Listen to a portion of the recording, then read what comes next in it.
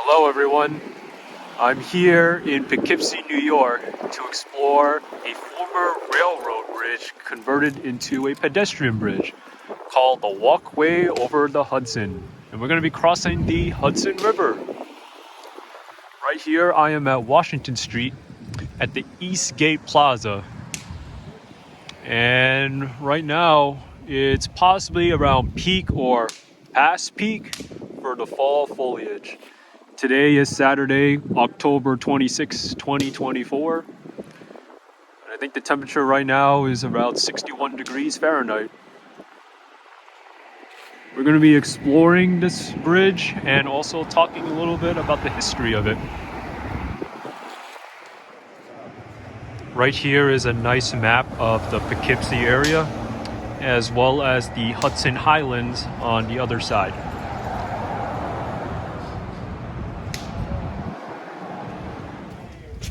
So here on Washington Street, you can enter the park from here. It is operated by the New York State Office of Parks, Recreation, and Historic Preservation in the Taconic region, although the bridge is owned and maintained by the New York State Bridge Authority, which is a toll authority that is in control of 5 bridges along New York State. The park here opens from sunrise to sunset. Today, I believe that the park will close around 6 p.m. This is east of Washington Street. This is the Dutchess County Parking Plaza. This is not free. I believe you normally would pay $5 just to park your car here, since it's run by New York State Office of Parks. But you can park around the neighborhood for free on street parking if you follow the sign and regulations. Over here you can see some of the rail ties that used to be here, or the machinery. The leaves do look pretty good here. When we were traveling here north of the Taconic State Parkway, a lot of the leaves are dead and there was basically nothing here. But now I was able to see a lot more here and much more green. And the walkway is down there. Here at the east end, we can talk about some of the history of this bridge. So originally, this is called the Poughkeepsie-Highland Railroad Bridge, which was the only Hudson River crossing between New York City and Albany. And it was built in 1886 by the Manhattan Bridge Company, opened in 1889. Cost of about $3.5 million, and was able to withstand the gale force of winds and constant motion of the tidal river.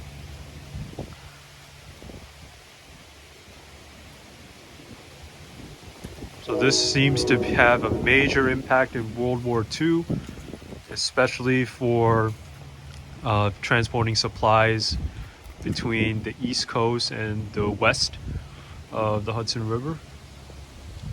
Help transport passengers, especially, as well as the war supply. Max capacity could have seen about 3,500 cars a day at this time. And actually, World War II was a time when the bridge was actually painted black to help camouflage it from attacks, as this was very important and was guarded around the clock by the United States Army.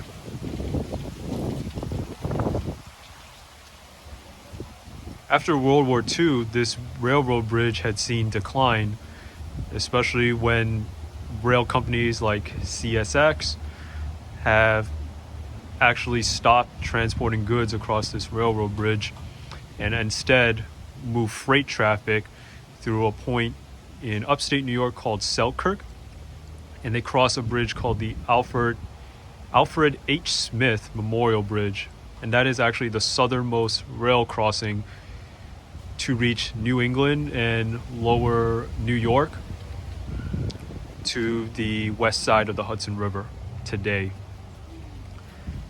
And what happened during the 1970s was that on May 8th, there was actually a tie track fire after the Penn Central Rail car of 100 cars rolled over the bridge and sparked a fire.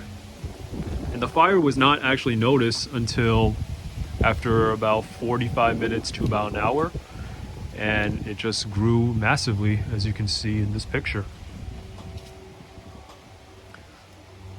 Unfortunately, there was pretty bad fire watch. It was very neglected by Penn Central, and it was a very unfortunate fire response that was not able to put out the fire in time. I don't believe it caused any casualties, but the structure remained permanently compromised. And they didn't know what to do with the structure. So in the 90s, they were debating whether to just demolish it.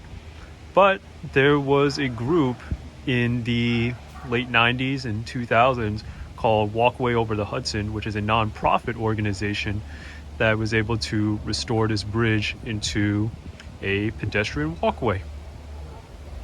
And it opened in 2009 on October 3rd, just in time for the Hudson, Fulton, Champlain Quadricentennial, 400 years after Henry Hudson traveled up the Hudson River.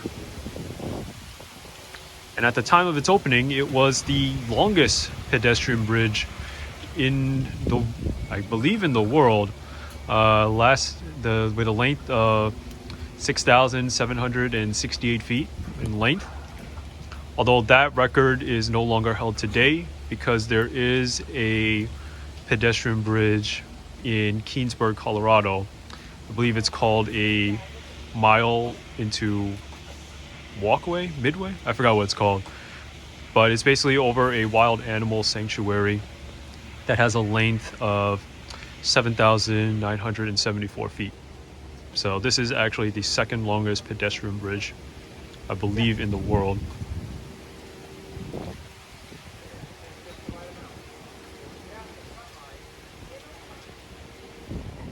This is the Dutchess County Welcome Center on the east side, and it opened in 2021. I do like that it does have the girders. Kind of gives that feeling of a railroad construction, sort of. And there's actually a bird's nest over here, maybe home to a peregrine falcon or other bird species. Okay, let's take a walk. So let's talk about some of the signs about the fall foliage. So normally trees have leaves in the warmer months, spring and summer, and early fall, usually due to the chlorophyll, which turns the tree leaves to become green and perform photosynthesis. So it can convert it into the sunlight into sugars like glucose, and it actually provides energy and nutrients to the trees. As the temperatures get colder and less sunlight during the fall, basically the tree produces less chlorophyll in the leaves, revealing the yellow and orange pigments that were normally there. Sometimes you could see some of the trees have some red pigment, and the darker is due to the chemical reaction called anthocyanin that usually traps the sugars in the leaves and produces the red color. Once it gets cold enough, the tree starts to create a seal between the stem of the leaf and the tree, and eventually it falls off, and then you could actually see some of the leaf scars on the trees. If you're interested about some of the history, you can actually do a mobile web tour, which would link to a website to play some audio and video. You can see some of the history, especially for the rail section.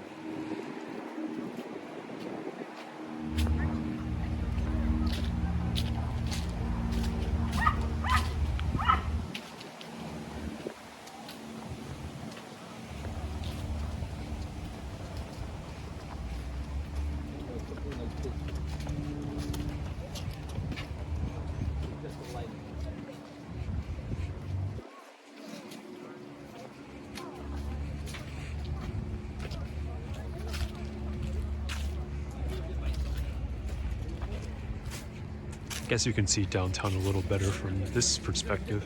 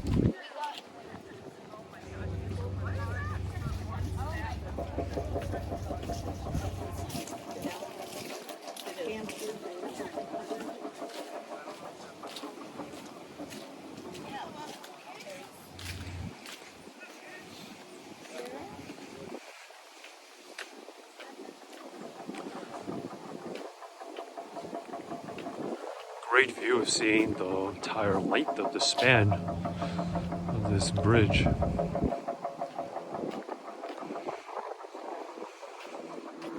can even see some of the Hudson River down there.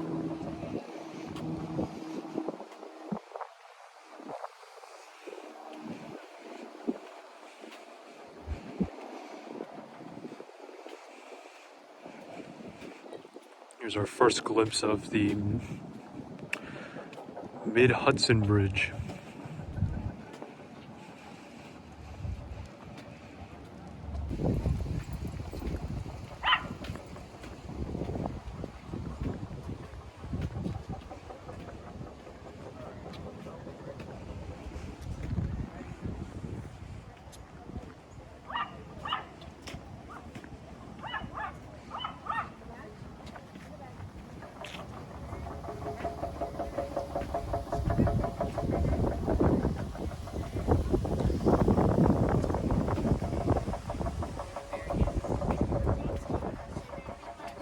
I think it's cool to see some of the area have some of the cloud cover, and that's why some of the hills seem darker than others.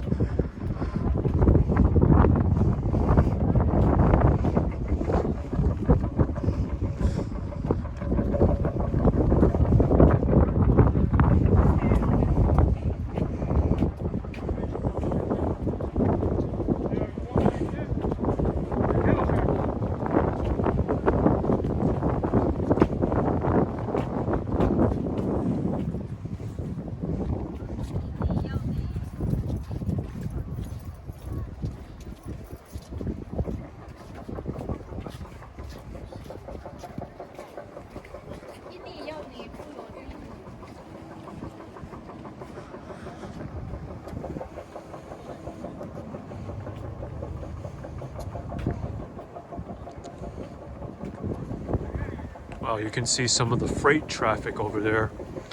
That's carried by CSX, which stands for chassis, seaboard, and the X stands for consolidated, not crossover.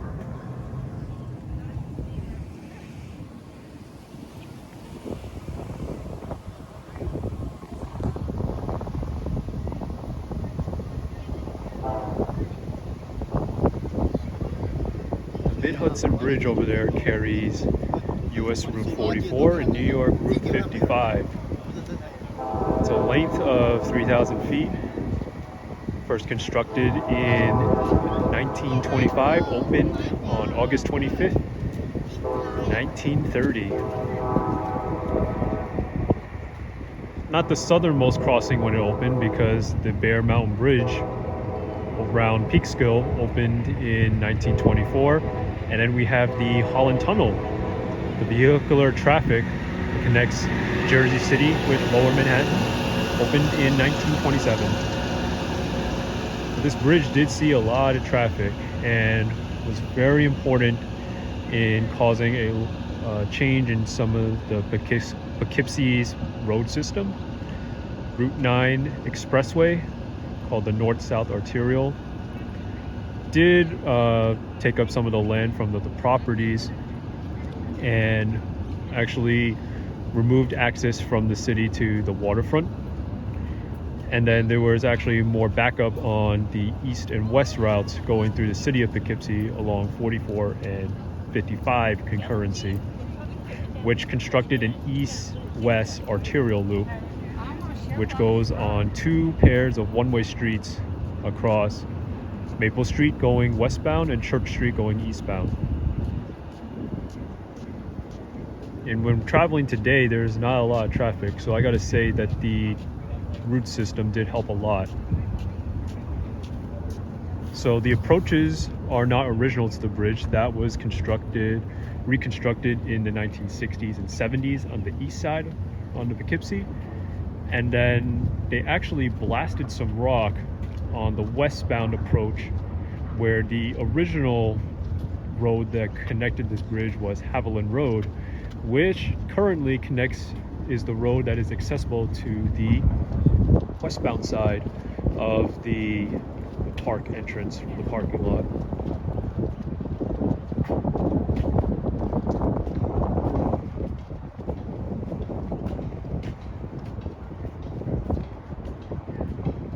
And the Mid-Hudson Bridge has a name attached with Franklin Delano Roosevelt, FDR, the 44th governor of New York, and the 32nd president of the United States. And he actually used to live around this area with his house in the Hudson Highlands, which is about 7 miles north. I'm not sure if any of these properties over here could be his home.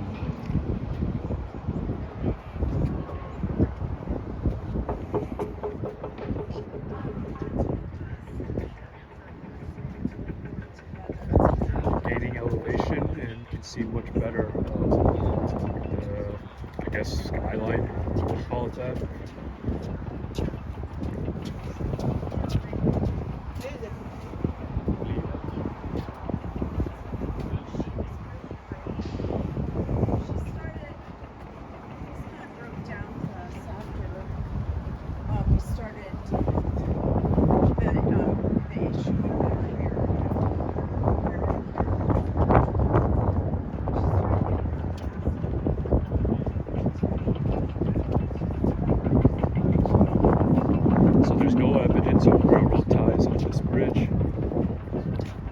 It was reconstructed in 2009, added railing, like the LED lights were added in 2010.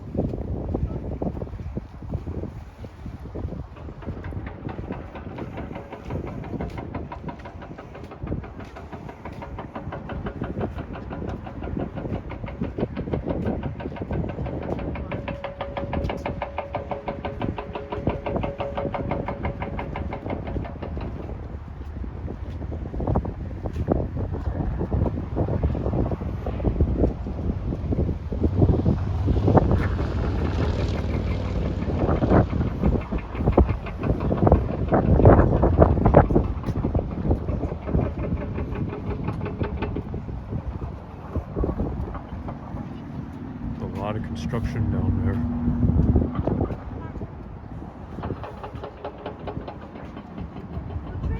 So the span across the Hudson River for this bridge is a little more than 3,000 feet long, with 7 spans, and the maximum height between the truss and the Hudson River is 212 feet. And there's actually an elevator which is down there, which you can actually access the park. And I believe Upper Landing Park is down here. And this is the North-South Arterial, US Route 9.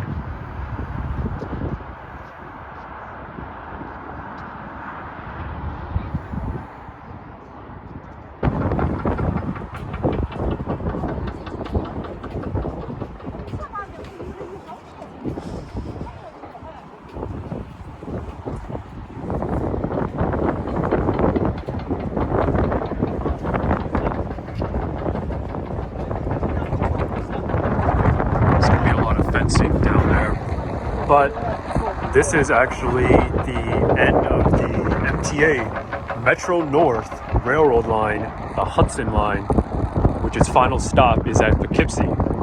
These tracks extend because they share trackage with Amtrak, and you can use it to go north to Albany and other destination points.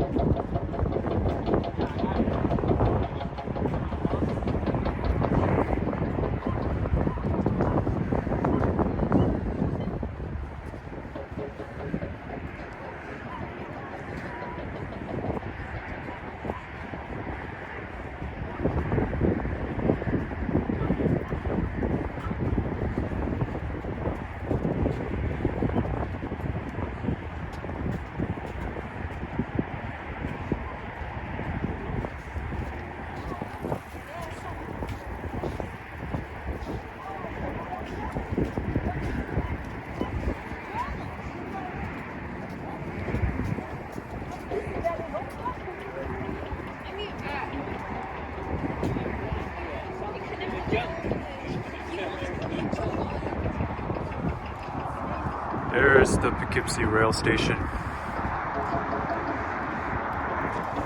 And there, it's the MTA, Metro North.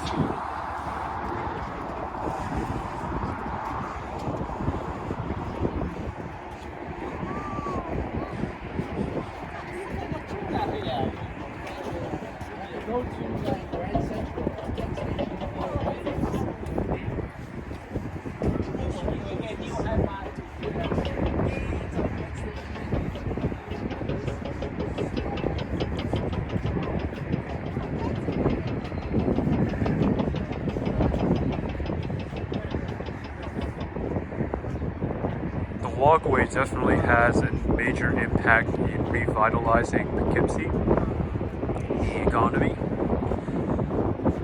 and converting a rail bridge to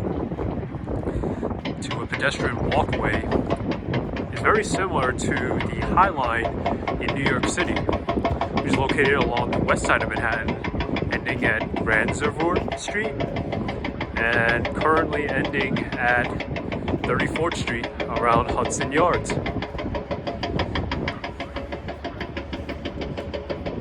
It first opened around 2009 as well, and its final update for the High Line concluded in 2019.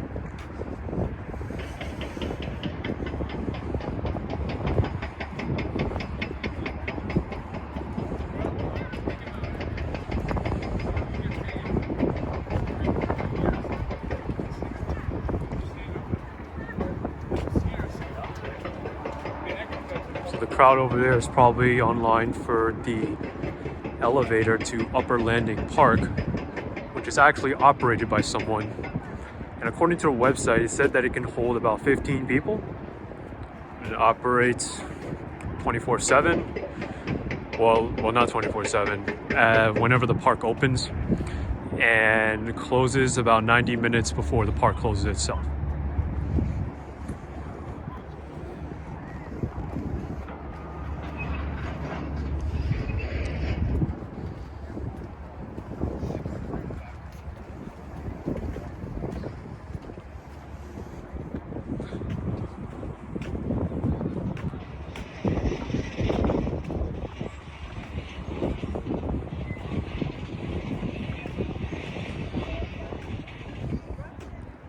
So because the Poughkeepsie station is located west of the Route 9 expressway, most people who want to visit the Walkway over the Hudson would probably take this elevator right here.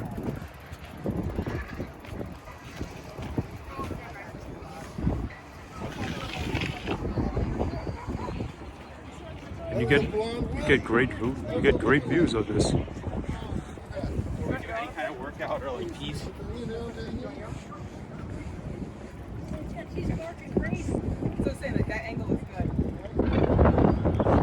This is the north view of the walkway.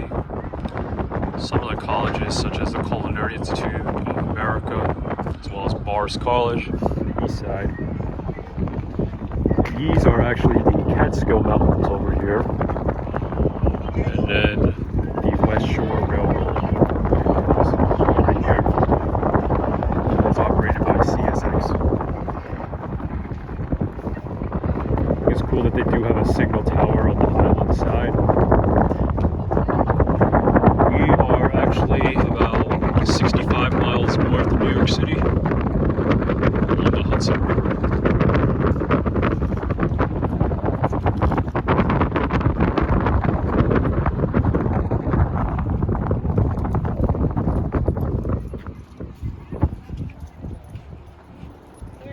Upper Landing Park is on the south side, and you can get a better view of it right here. The walkway is right there. Looks like they have a skate park down there.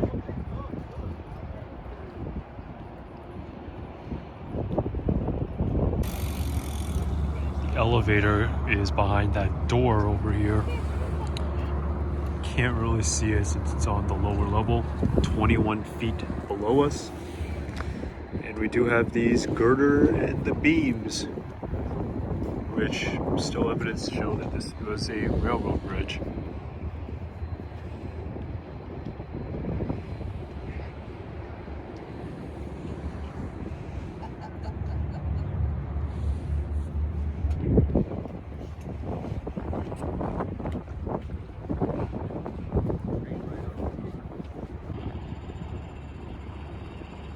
The Mid-Hudson Bridge has 3 lanes of vehicular traffic, 1 lane in each direction, and then a center reversible rush hour lane. For the morning commute, the center lane is open for eastbound traffic from 6 to 9 a.m. And then for the evening commute, the center lane is open for westbound traffic from 3 to 6 p.m. Tolls on this bridge are collected in the eastbound direction only, and it costs $2.15 to cross it with no Easy Pass by paying by mail, and it costs $1.65 with Easy Pass.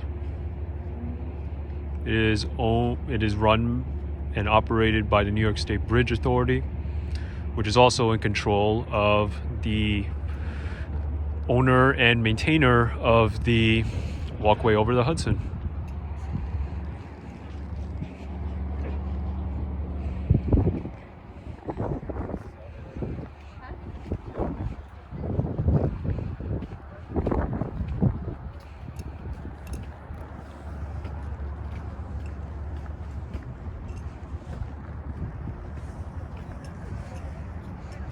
This bridge did get some upgrades. In 1907, a center girder beam was added in the center to add a 3-structure support that's interlaced.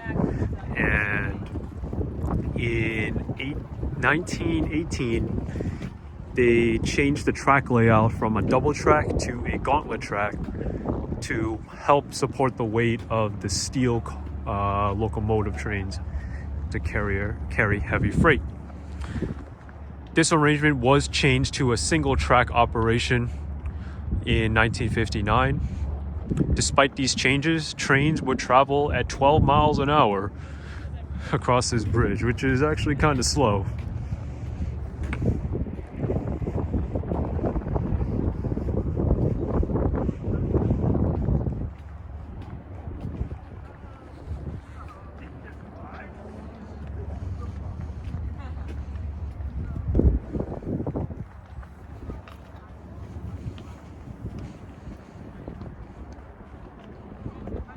So the Highlands is actually a hamlet in New York, which is part of Ulster County.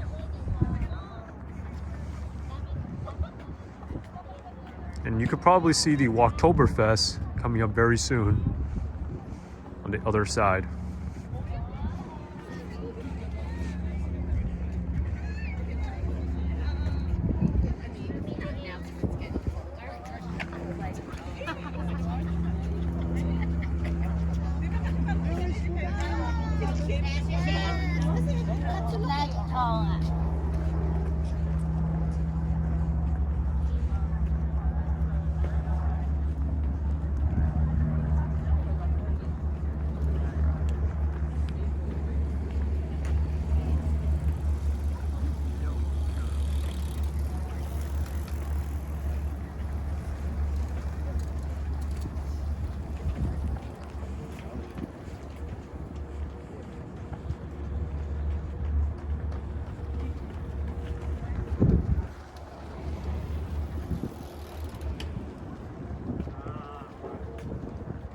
So given that freight traffic is diverted up north close to Albany, this probably means that a lot of the freight that wants to cross into New York City probably has to go on these trucks, and they probably add a lot more congestion onto our highways.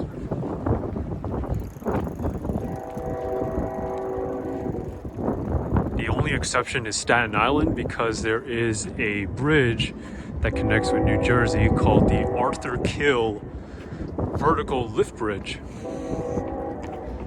which can actually handle freight traffic. Here we can see the CXX freight traffic. And wow, it expands for a long time.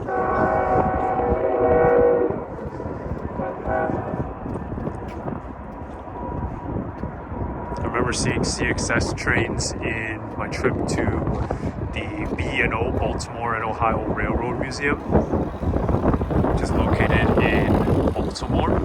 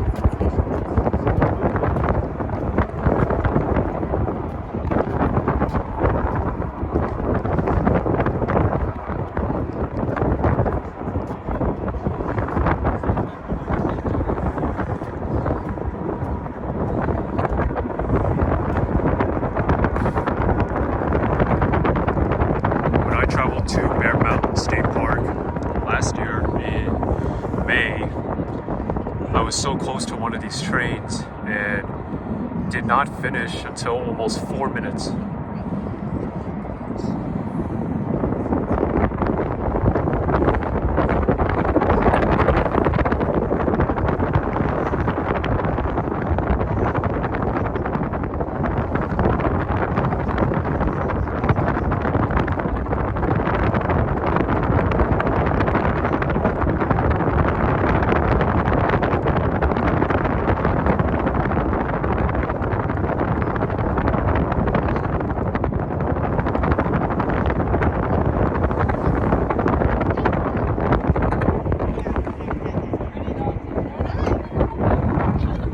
This section is talking about the funding and donations of the walkway. These are all of the emblems over here. Some of them talk about people who passed away as well. But a major contributor is called the Dyson Foundation, which I believe funded over $20 million to help fund this walkway restoration project. I think the budget to restore this was about $38 million. It also helped contributed to the construction of the elevator that was built in 2014, and it was actually reconstructed in 2019 to probably make the chain lift to be a bit more reliable.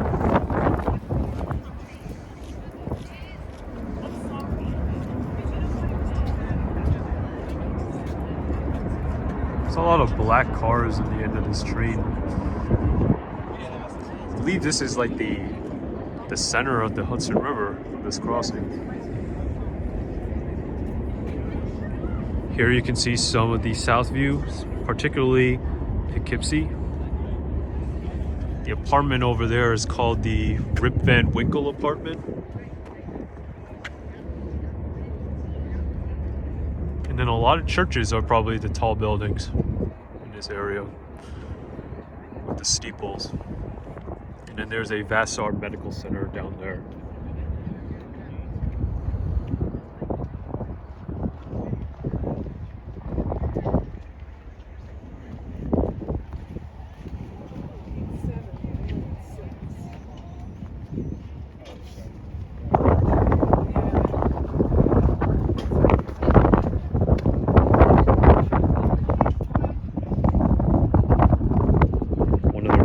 Of the ships. Pete Seeger launched it in 1969. Here's one of the plaques for the Dyson Foundation that helped supported this. In 2011 it was awarded.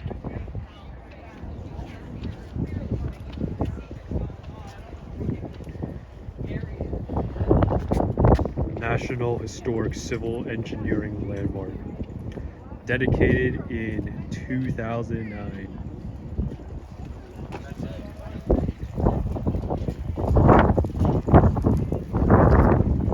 The Poughkeepsie Railroad Bridge has been placed on the National Register of Historic Places in 1979 by the U.S. Department of the Interior.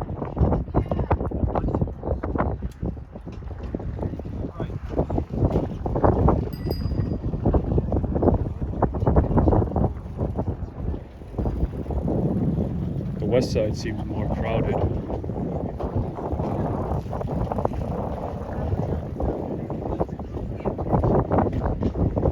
I don't see a lot of red colored leaves over here. Mostly the orange and yellow, which still looks pretty good, mixed in with the evergreen trees.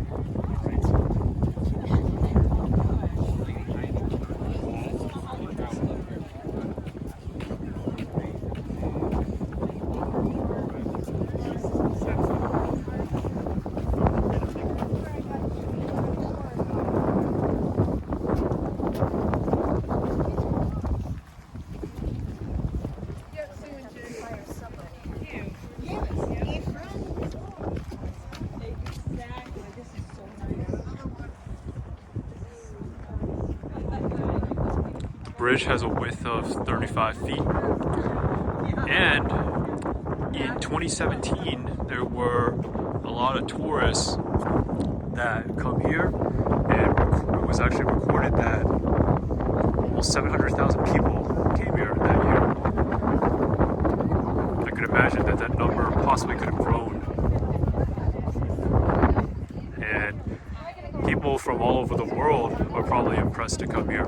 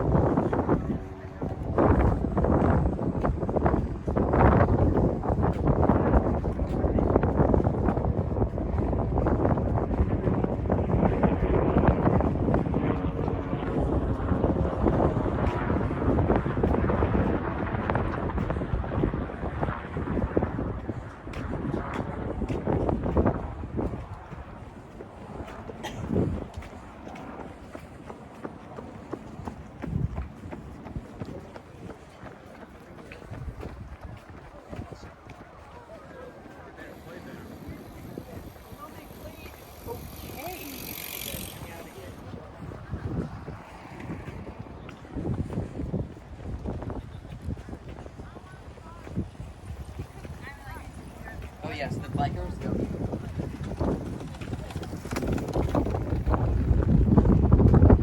Looks like the track was only one lane of hair tracks.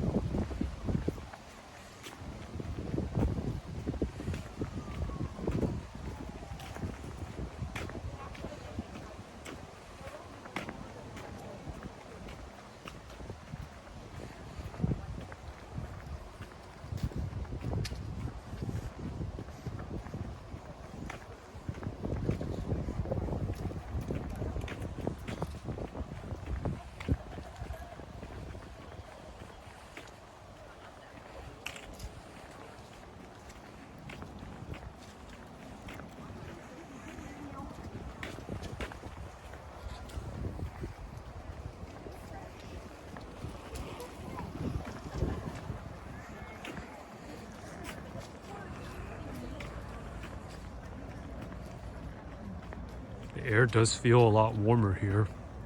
Maybe the cool air from the Hudson River traveled over to Poughkeepsie.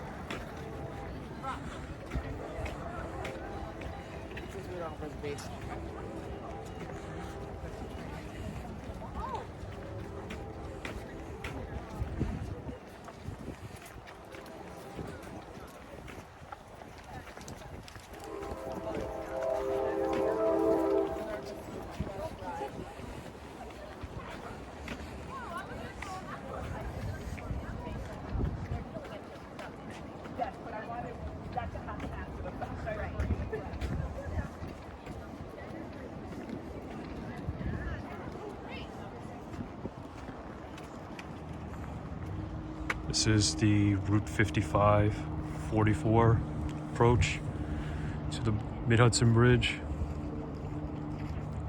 I can imagine that in the 1930s to the 60s that Most cars traveled on where the parked cars are today, Haviland Road. Probably was very backed up.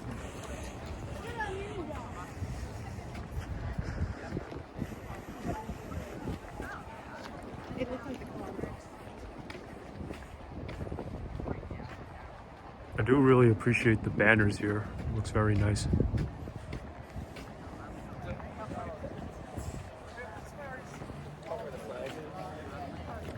Oh, really?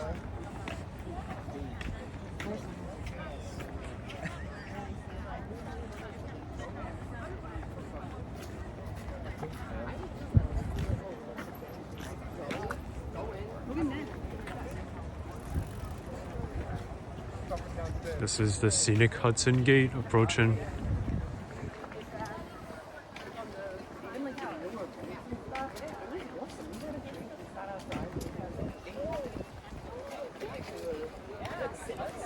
And there's the farmers market. And the sign over there is the Hudson Valley Rail Trail.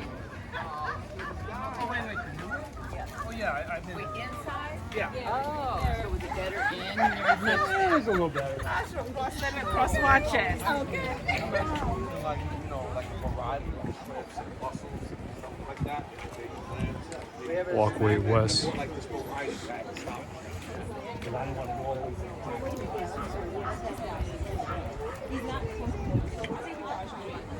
We have a nice haystack over here.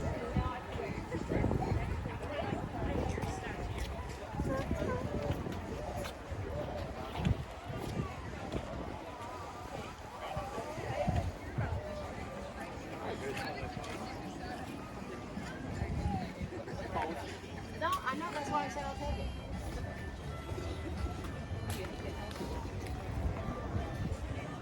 Oh, yeah.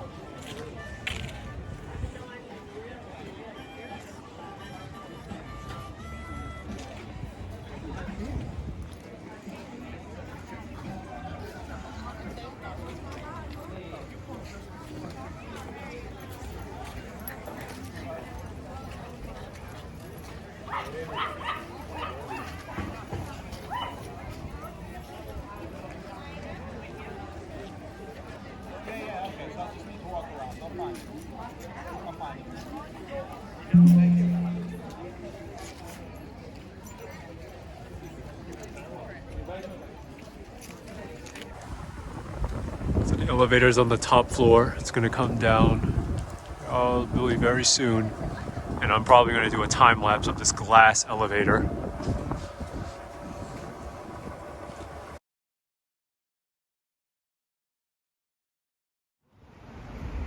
So I'm now at the east end of the walkway, back at Parker and Washington Streets. The elevator was free and actually had an operator on it, and it was actually pretty loud, so I'm glad that I did a time-lapse video on it. If you enjoyed this walk, I encourage you to come over here for yourself. Come here any time of the season. I think the fall foliage is probably the best time. And if you want to see more of these videos, feel free to hit the like button and you can click on the subscribe button to want to see more. Thanks so much, everyone. Take care.